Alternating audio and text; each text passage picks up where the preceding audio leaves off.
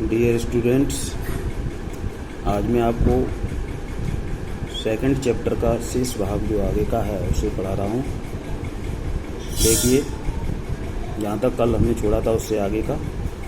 The policy of apartheid created a deep and lasting bound in my country and my people. देखिए, रंगभेद की नीति ने मेरे देश और मेरे लोगों पर एक ऐसा गहरा जो कभी न भूलने वाला घाव छोड़ा है।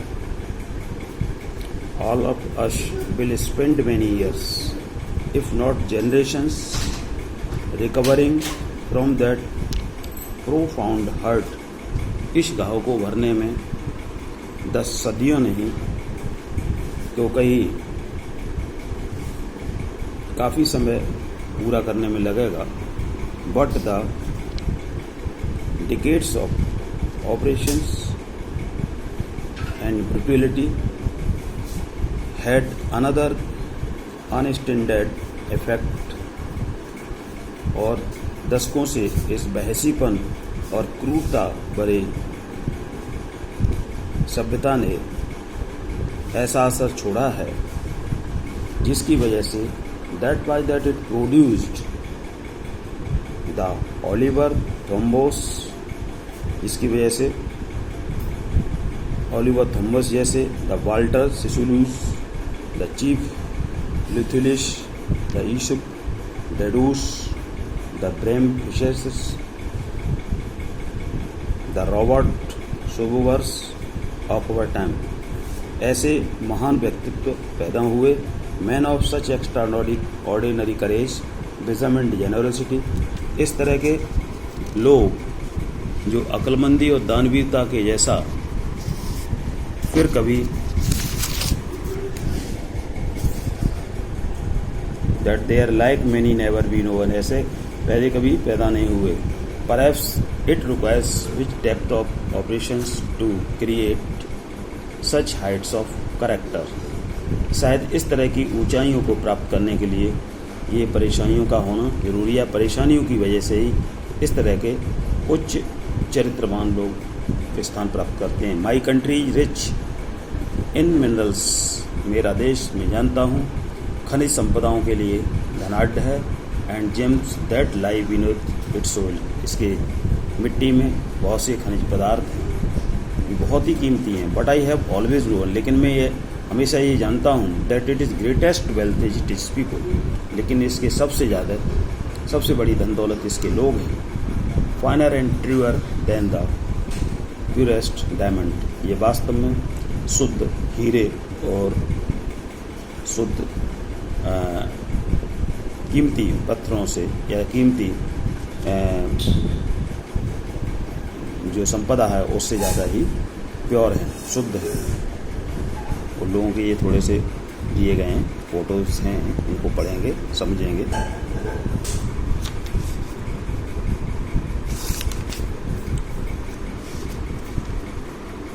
नेक्स्ट है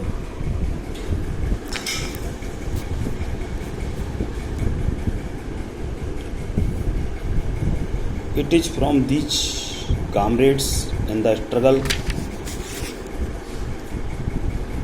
that I learned the meaning of courage। मैंने साहस का अर्थ ही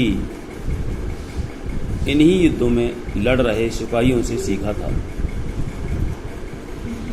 time and again I have seen men and women risk and give their lives for an idea. बार बार मैंने पुरुषों और महिलाओं को एक तथ्य के लिए जोखिम लेते हुए और अपनी जानें देते हुए देखा है।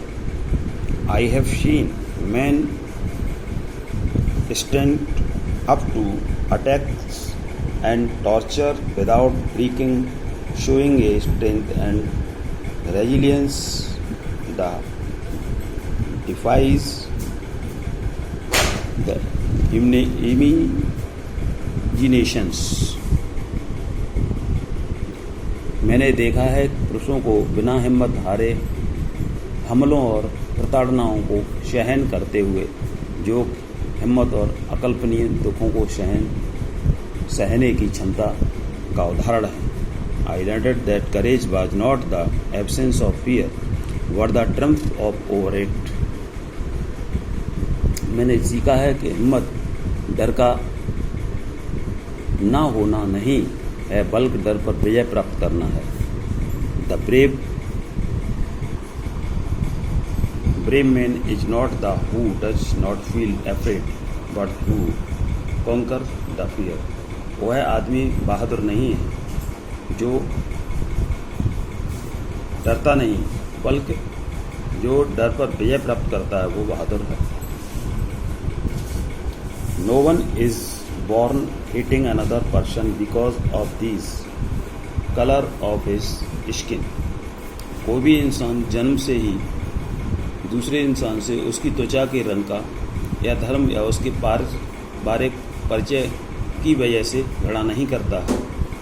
और his backgrounds or religions. People must learn to hate, and if they can learn to hate, लोगों को घृणा करना भी इंसान सीखते हैं, और यदि वे घृणा करना सीखते हैं, they can be taught love, for love comes more naturally to the human heart than it is opposite. तो उन्हें प्रेम करना भी सिखाया जा सकता है, क्योंकि प्रेम उनसे विपरीत इंसानी दिल में कहीं अधिक प्राकृतिक ढंग से आता है। Even in the grimest times in prison, when my comrades and I were pushed to our limits, I would see a glimmer of humanity is one of the guards, perhaps just for a second. जेल में सबसे निराशा के समय में भी जब मैं और मेरे साथियों को असहनीय पीड़ा दी जाती थी, पर उस समय भी एक भी गार्ड की आंखों में चाहे एक क्षण के लिए इंसानियत की एक झलक देख पाता था।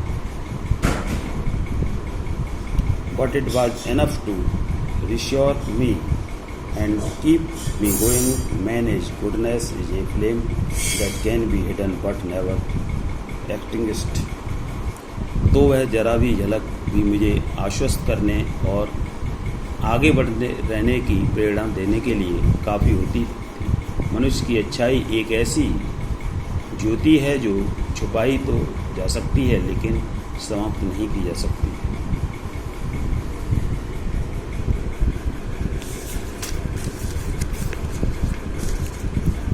इन लाइफ, जीवन में, every man has 10 ओब्लाइजेशंस।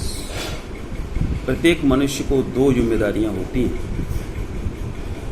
ओब्लाइजेशन to his family, एक तो परिवार की जिम्मेदारी है ना, टू हिज पेरेंट, अपने माता पिता की जिम्मेदारी, टू हिज वाइफ, अपनी पत्नी की जिम्मेदारी, एंड चिल्ड्रन, बच्चों की, and he has no obligation to his people,